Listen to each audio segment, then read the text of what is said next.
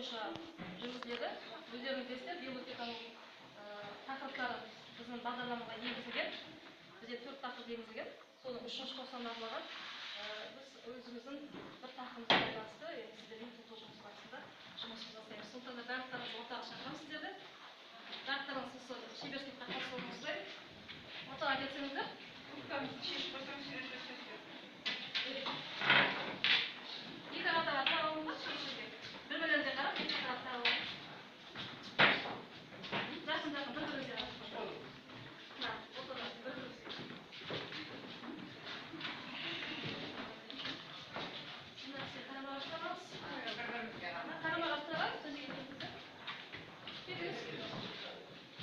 Meni sayın mı?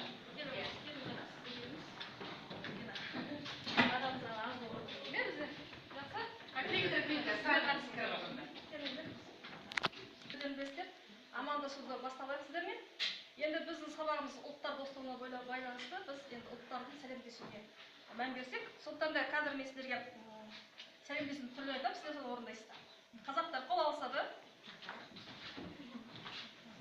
италиялықтар құшақтасады, бразилиялықтар бір-бірін иығын қағады,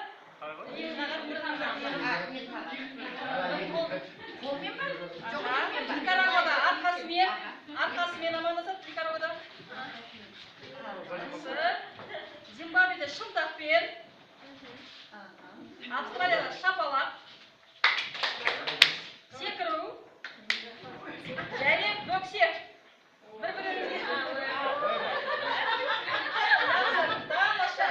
Осы жұптарыңызбен қазір екі жұптан тұрсыздар ғой.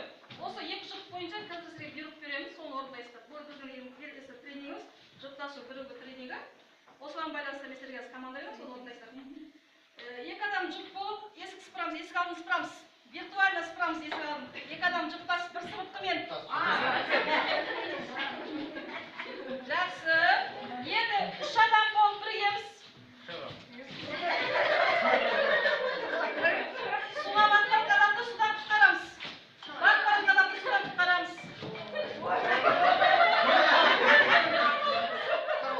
Құтқарып ма? Тамаша. Енді төрт адам бірігіп үлкен бір затты көтереміз. Тамаша. Енді бес адам болып жұптасамыз.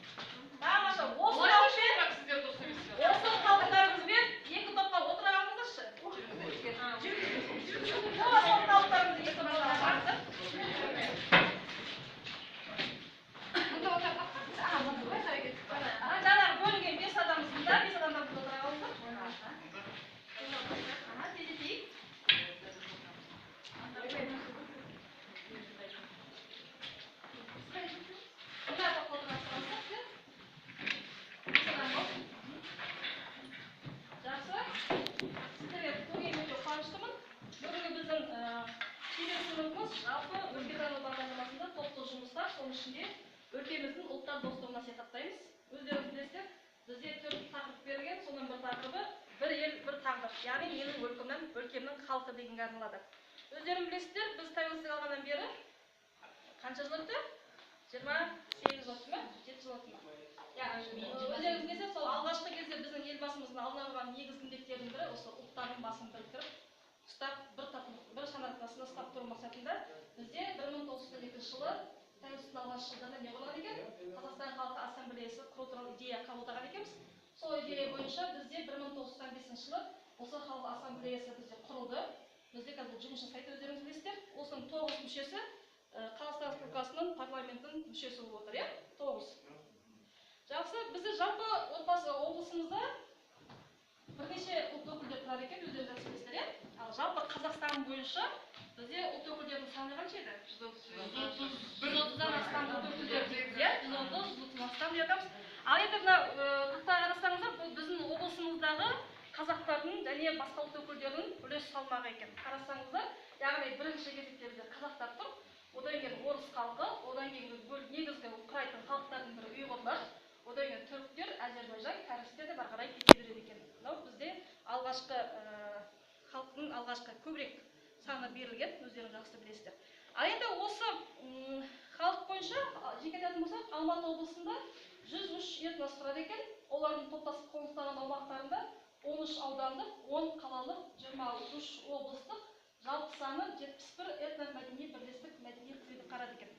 Бұл біздің Алматы облысы бойынша жалпы. Ал енді бізде Талдықорған қаласында достық үйі бар, Ал қалай ойлайсыздар? Осы достық үйінің сіздер қызмет туралы қазір маған айтып берсеңдер, сіздер достық үйінің қандай маңызы бар? Сол туралы кішкене ақылдасып, пікірлеріңізді ортаға салсаңыздар. Маңызы, сіздер қызмет қандай қызмет атқарады?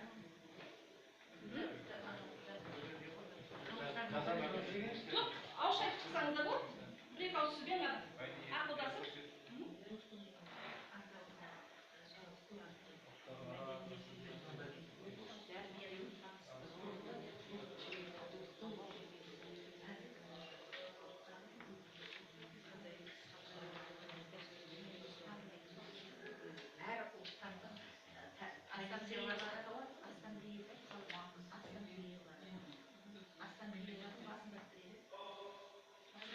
Жақсы, аға сіздер айта беріңдер.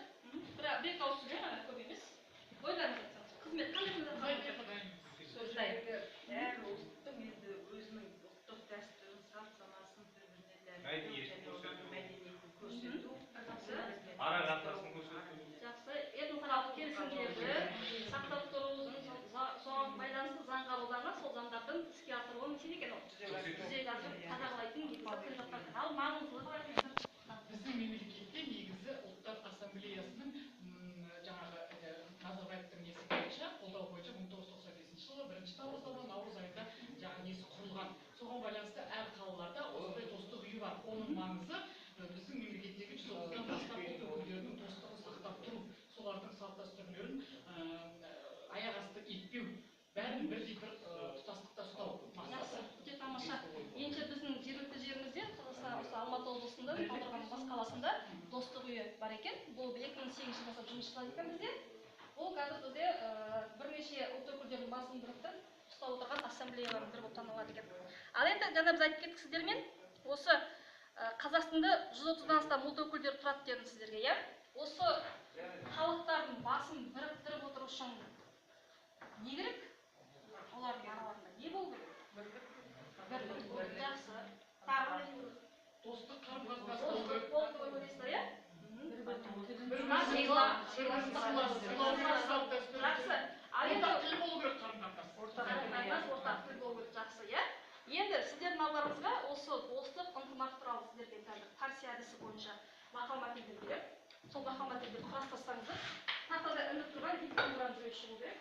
Дұрыс құрастырғандар айтады. Мақал мәтелдерді қазір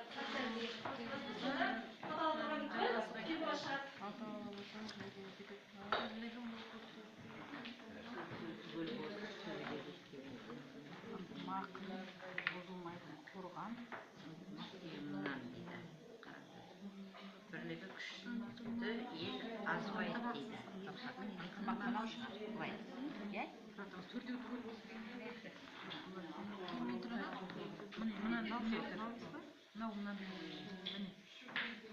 Бірлік еткен озар. Жоқ, мынау озар.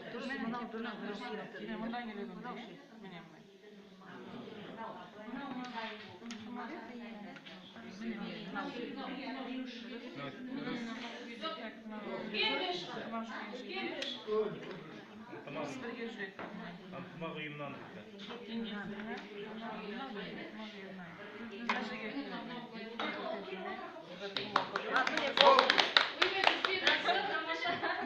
сіздердің пікірлеріңіз оң шықты, иә?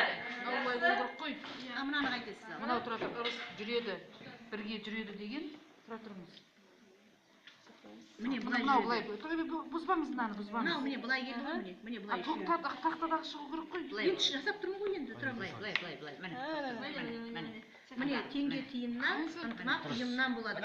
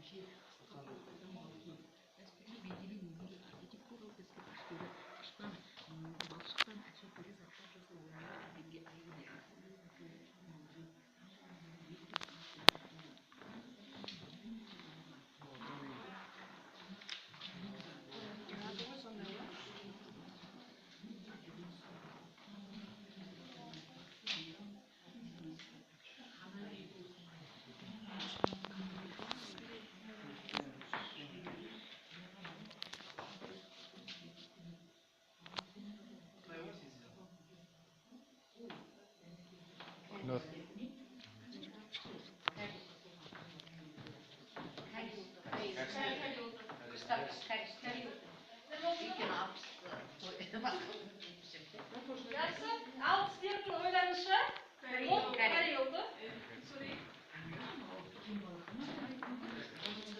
Tamosha, durust topsizlar.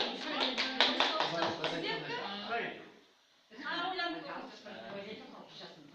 Ular Qozog'istonga 19-asrning 2-sharsida ko'chib kelgan. Koreyga Uyg'ur xalqi ekan. Durust Uyg'ur xalqi ekan. Endi sizlarning kelesi topshirmalaringiz o'sha xalqlar bizlarni hozir o'mir suryotir, bilasizlar ya. Al endi o'sha bizga Qozog'istonga qalay keldi, ne sebepten keldi ekan? So'ni hozir biz kichkina tarixni qilib ketdik. Aldaringizga kichkina matn berilgan. Сол мәтінмен танысасыздар да, сіздер мына сұрақтар тізбегін толтырасыздар. Сіздер проблемалы сұрақтар сіздерде, міне проблема сұрақ сіздерде, Қазақстан неге көп ұлтты өкілге айналды? Мына жерден жауап іздейсіздер. Жауап қарайсыздар. Мына жерге себептерін жазыңыздар.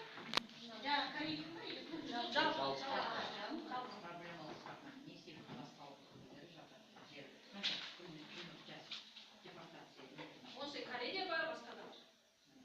Сіздер сол не себептен Қазақстан жеріне жер аударылған екен? Сол себептерін анықтап беріңіздер.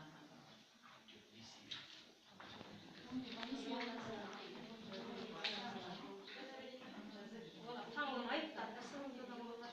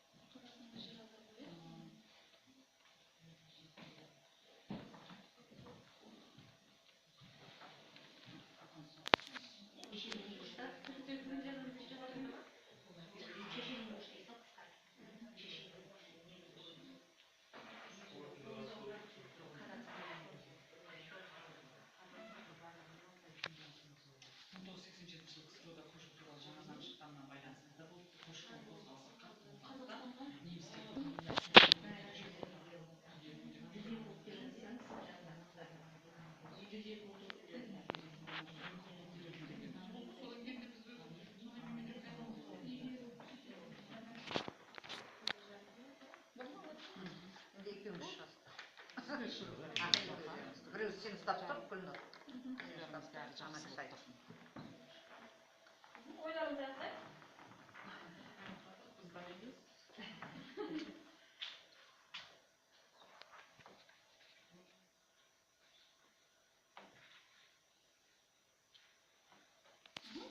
Болды ма? Жақсы, онда ортаға келесіздер ме, не орнына қайта бересіздер ме? Жақсы, онда бірінші сіздердің тапсырмаларыңыз, иә? Сізге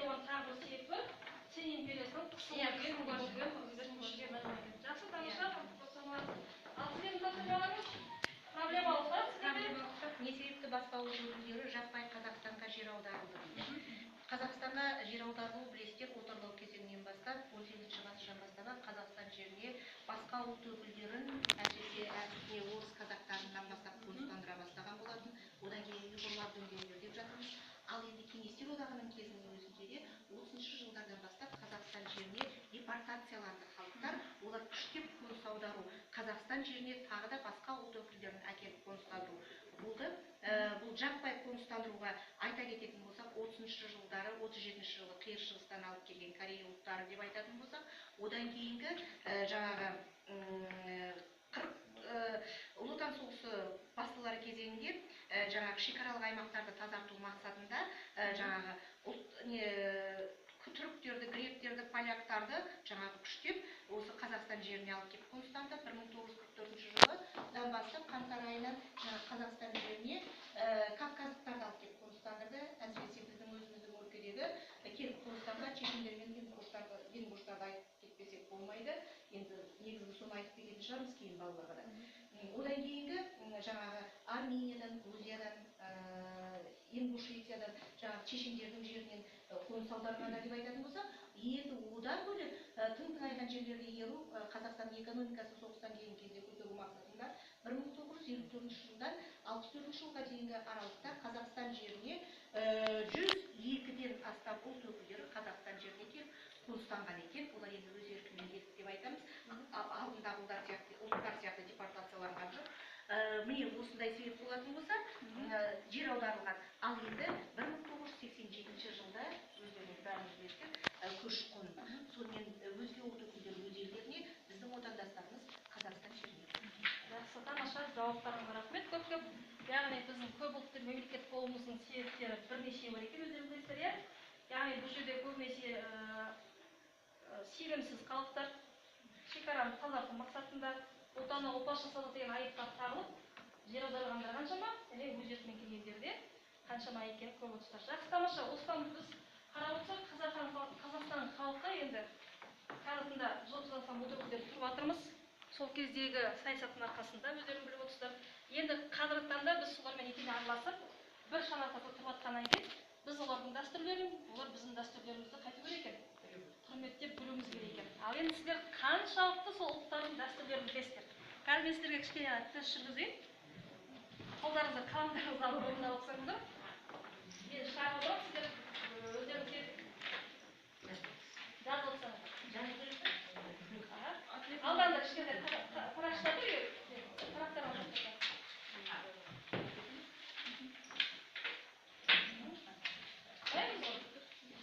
дайын болса достар қандай, иә? Көрдіңіз ме? Мен цветті шайын кішкене жақсы болды.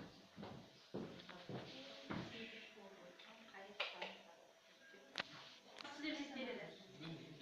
4-9-1. Екінші сұрақ. Суреттегі ұлттық киім қалай аталады? Хакама, ханбок, кимоно. Үшіншісі, өзбек халқында таңғы палауды кімдер әзірлейді? Дінбасылары, әйелдер, ерлер.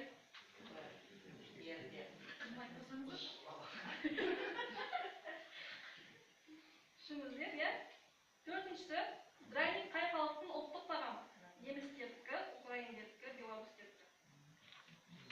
Білдіңіз ба? Бесінші, Корей халқының дәстүрі бойынша қалыңдық жана түскен үйге немен келу керек?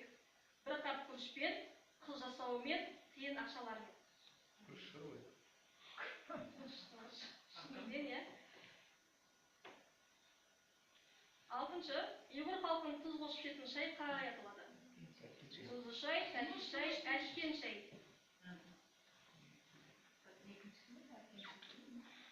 Жетінші сұрақ, қазақ халқының келін көңілі дәстүрі қай кезде салады? Үйге жана түскен кезде, туысқандары қайтыс болғанда, аяғы ауыр болғанда. Келін көңілі.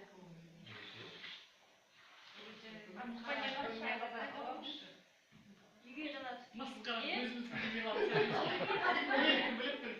туысқандары қайтыс болғанда, аяғы ауыр болғанда.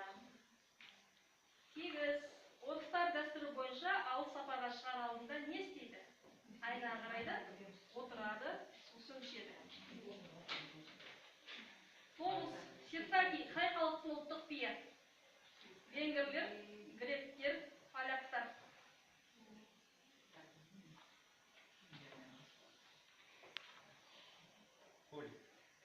Және соңғы сұрағымыз, татарлар сабантой кезінде нені тойлайды? Сабантой дейді. Көктемгі егіс жұмыстарының аяқталуын, астық жиналды, көктемнің басталуы. Болдыңыздар ма? Жақсы, енді қазір тексерейік бәріміз. Ал өздеріңіз берде отырыңыздар. Біріншісі А, 4 сан екен. Екіншісі ханбок. Үшіншісі ер. Ханбок деген қай вариант? Үшіншісі Б варианты ер. Төртіншісі Б белорусский. Бесіншісі бір қап күріш. А жауабы. Алтыншысы Б әткеншәй. Жетіншісі аяғы ауыр болғанда. 8 отырады екен. 9 гректердікі. 10 көктемгі егіс жұмыстарын аяқтауында сабан қойса екен. Сіздердің қайсыларыңызда оны да дұрыс. Қол көтеріңіздер. 9. Ал қошемет білдіріп қояйық ағамызға. 9 дұрыс екен. Жақсы, қалғаныңыз біз 8. Оны да дұрыс жоқ па екен? 8 дұрыс екен. 9 бізде лидер ағамыз болды. Жақсы. Ендеше біз енді қазір осы тапсырманы, келесі тапсырмаларыңыз, енді сіздер тапсырма көп берді деп ренжімеңіздер. Енді келесі тапсырмамыз сіздерге мынандай. Бірінші сатар сіздерге мен мына жерде бір-екі қана ұлттың дәстүрлерін арнадым сіздерге. Сол дәстүр біздің қазақ халқындағы қай дәстүрге жақын екенін айтасыздар. Ауызша айтсаңыздар. Сіздер енді, біз енді 1 мамыр қандай күн? ынтымақ бірлік. Жақсы. Бізде облыстық газет бар, е? Қандай? Жетісу. Енді сіздердің тапсырмаларыңыз сол Жетісу газетіне сіздер ақылдасып 1 мамыр күнін виртуально ойлайсыздар да, болатқан мейрамды. Сол туралы пікір жазасыздар газетке, немесе мақала. Кішігірім. Кішігірім мақалада жазсаңыздар. Қазақ әдеттің пайдасы.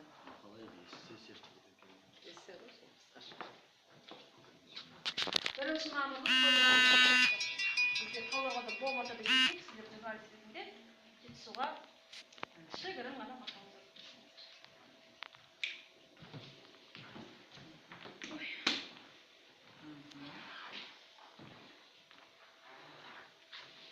Тапсырмаларыңызға 5 минут көп па, аз ба? 5 минут. 5-6 минут бөлеміз, е?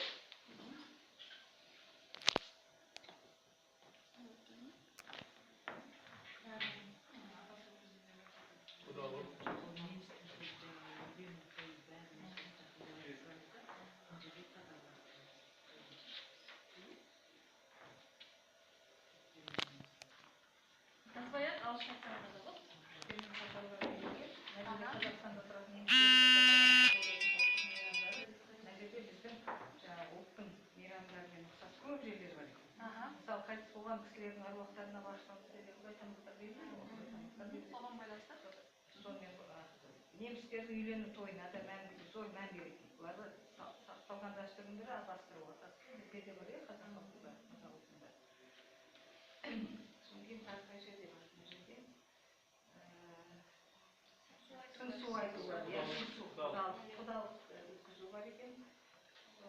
Шөп шабу. 13-ші ғасыр мен 18-ші ғасырға келеді. Жаңағы немістерде қыз деп ата сырып батқан кезде сен екен. Сыңсу айту екен.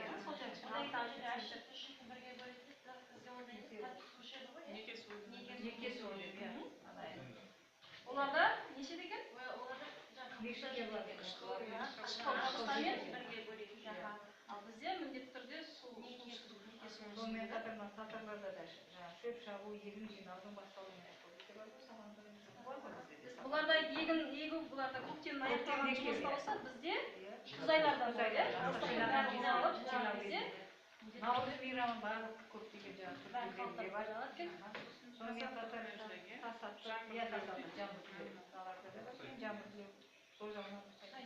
сонымен асар деген Қатарларда асарлар көбінесе егін еккен кезде, қора салған кезде және оларда отын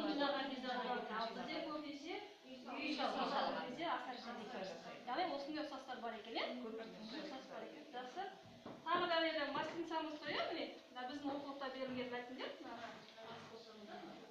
алтын сыныпқа жазылған оқулықта бар мәтіндер.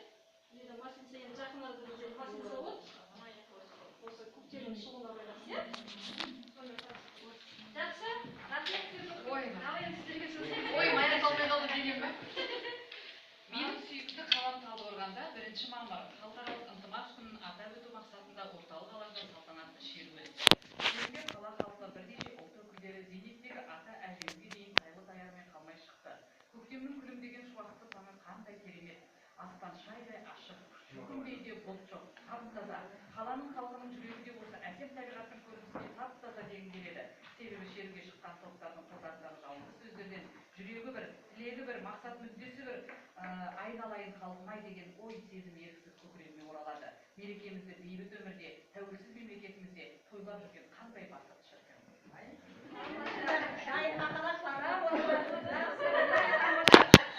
Сізге 5 жұлдыз. Ерекше 5 жұлдыз сізге. Енді виртуально бәрі. Тамаша. Ендеше бізде Астанада бейбітшілік келісім сарайы жұмыс істейді. Өздеріңіз білесіздер, иә? Осы Қазақстан Халық Ассамблеясы мерейтойлық 20 сессиясы өткен болатын. Осы сессияда елбасы Қазақстан Халық Ассамблеясын бүкіл халықтық өкіл деп атады. Көреген ұлт көшбасшысының ұлы мақсатының сессияның аты да әйгілеп тұр. Қазақстан 2050 стратегиясы бір халық, бір ел, бір тағдыр. Елбасы сессиясында сөйлеген сөзінде бір халық бұл барлығымыз үшін ортақ ұлттық мүдделер, бір ел бұл барлығымыз үшін ортақ отан, бір тағдыр бұл бізге жүріп өткен қиындықтар мен жеңістер. Міне Қазақстандық қоғамдық келісімді шайқалтпай ұстап тұратын табаны таудай ұштаған қоғамдық келісімсіз мемлекет бір адамда ілгері жылжи алмайды. Елбасы мынаны айтты, Қазақстандағы қоғамдық келісім ең алдымен қазақтың келісімі екендігін мақтап есепте сақтаған абзал. Қазақтың ынтымағы мен бірлігі мықты болмайынша мемлекеттің тұтастық келбетін сақтау мүмкін емес. Ендеше ассамблея барша қазақстандықтың мүддесі деп атап айтқан болатын. Ендеше осы татулықты ұстап тұру, біріншіде біздің өзіміздің халқымыздың да негізгі міндет екен. Өйткені бізде енді көп болғаннан кейін ең бірінші міндетіміз ынтымақта өмір, достық, қарым-қатынаста өмір сүру екен. Жақсы, бүгінгі біздің шеберсімізге келгендеріңізге рахмет. Енді осыған байланысты кері байланыс жүргізейін сіздермен. Мына сіздерде ой тізбегі деген екі парақша береді алдарыңызға. Соны жазбайсыздар, тек қана алдыңызға ой тізбегі берілді ме сіздерге? Сіз жаңағы сұраққа жауап берсеңіз, келесіңіз медет мына сұраққа жауап беріп, келесіңіз ауызша айтып шығасыздар. Түсінікті ғой? Ал, бірден айтып кетсеңіз болды. Бүгінгі Сіздер не жақсыз? Астындағы неге басты? Не жақсы болды? Маған бүгінгі мысалы жаңа салт дәстүрлер, әр ұлттың өзінің салт дәстүрлерін көрсеттіңіздер ғой. Көптеген мәліметтер ұнады. Қандай кемшіліктер бар дейді. Енді ешқандай кемшіліктер жоқ, бәрі жақсы өтті деп ойлаймын. Жоқ ешқандай кемшілік, бәрі жақсы. Рахмет, сізге келесі. Мені жақсарту керек дейді. Мен өзім жас маман ретінде маған мен өзіме керісінше өзіме керек нәрселерді алғанша ондай не жоқ. Рахмет жоқ.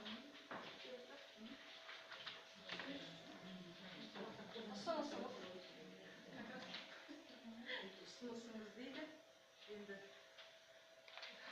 Қандай ұсыныс білдіреді еді бүгінгі шебер сыныпта? Сіздің ұсынатыныңыз бар шығар мүмкін.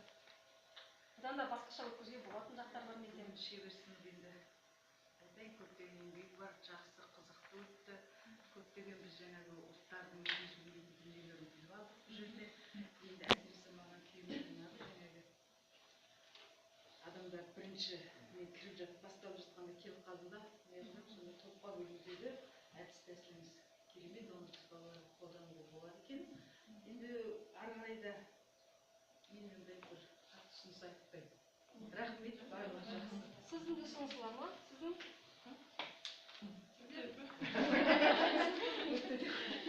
Мен де жас Ой, маман. болып кетсеңіз болды енді.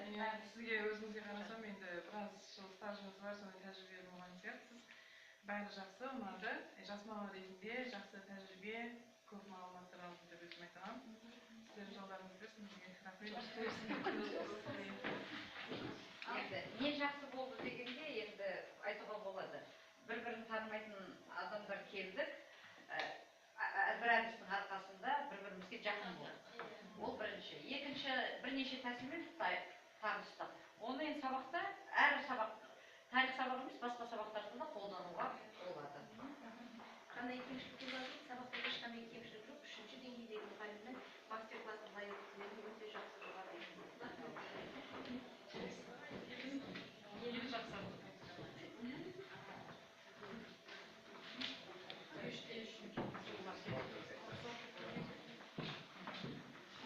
ұсынысым дейді. Менің ұсынысым осындай мұғалімдермен осындай тура бүгінгі сіздің шебер сыныбыңыз сияқты шебер сыныптар көбірек өткізілсе деп ұсыныс білдіремін. Себебі өте ұнады, бәрімізге көп практикалық жағынан көмек болды деп ойлаймын. Ұсынысым сол. Тағы да өткізсеңіз. Рахмет сіздермен ой бөліскендеріңізге. Бүгінгі менің шебер сыныбым осы сіздерге бір халық, бір ел деген бір тағдыр деп аталады, өздеріңіз білесіздер. Қазір өлкетану сабағы бойынша мен соны оқушыларға қолданады деген тәсілдерді алып отырмын. Рахмет көп сіздерге.